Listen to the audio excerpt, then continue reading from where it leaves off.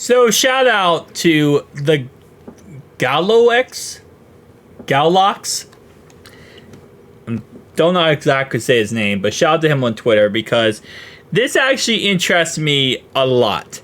So he posted some things about the Galaxy Z Fold 6 Slim, as they're calling it. Obviously, it could also be called the Ultra model. There's different names for this phone.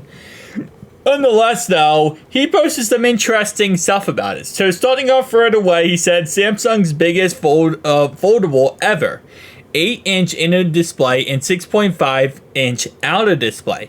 Durability testing have been completed and is on par with the Z Fold 6.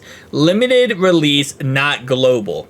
And that's another thing that I really do find interesting if they make this a limited release.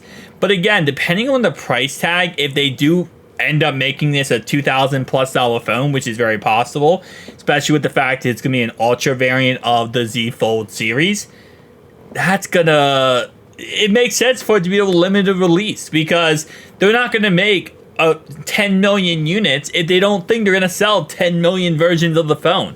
They think, hey, we're going to end up selling in the end here, maybe at best, 1 million units. They're not just going to make extra versions of the phone that they're not going to be able to sell. So it does make perfect sense that this would be a limited release. We also have what we know, Snapdragon 8 Gen 3 processor for Galaxy. If this is the case, that would be very disappointing if the Ultra variant had the Snapdragon 8 Gen 3 processor. I know he says... that would be so disappointed. Especially with the Gen 4 processor being out. I mean... if you're going to release this to your Samsung, you got to go all out. I mean, this is, as he says right here, expected price over $2,000, and it's going to be a limited release. You're not going out there just releasing a crappy product. I'm not a crappy product here. You're not releasing a similar product to other phones. Like, you're going out there releasing the best of the best product here. So...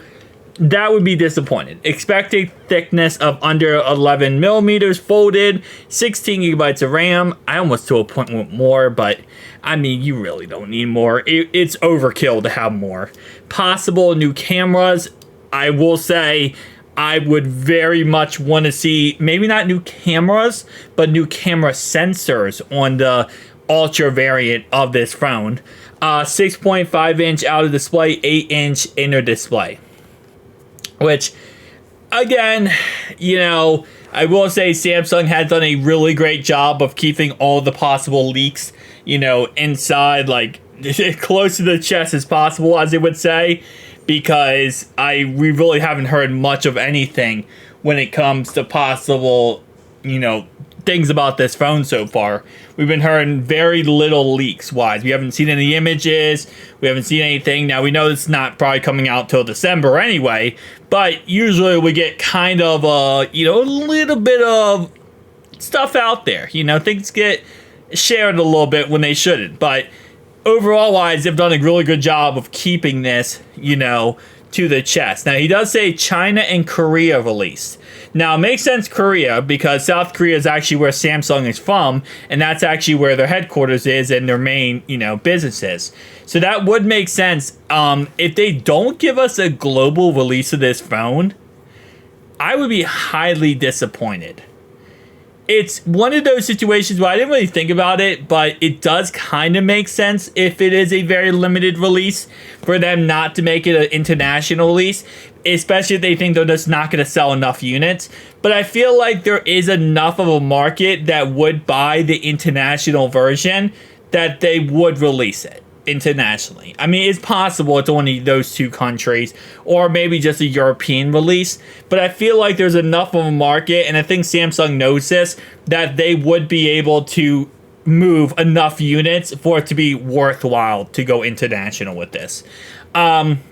But again, like I said, we never know what will end up happening here. Again, this won't come out till October. It's going to come out after the Pixel Fold 2 comes out, the OnePlus Open 2, and a lot of other cell phones that we're probably going to start seeing peak up when it comes to these foldable cell phones. But I'm excited nonetheless. Whatever we end up getting, I'm going to be happy with. So tell me down below your thoughts and opinions. I'll see you guys next one. Peace.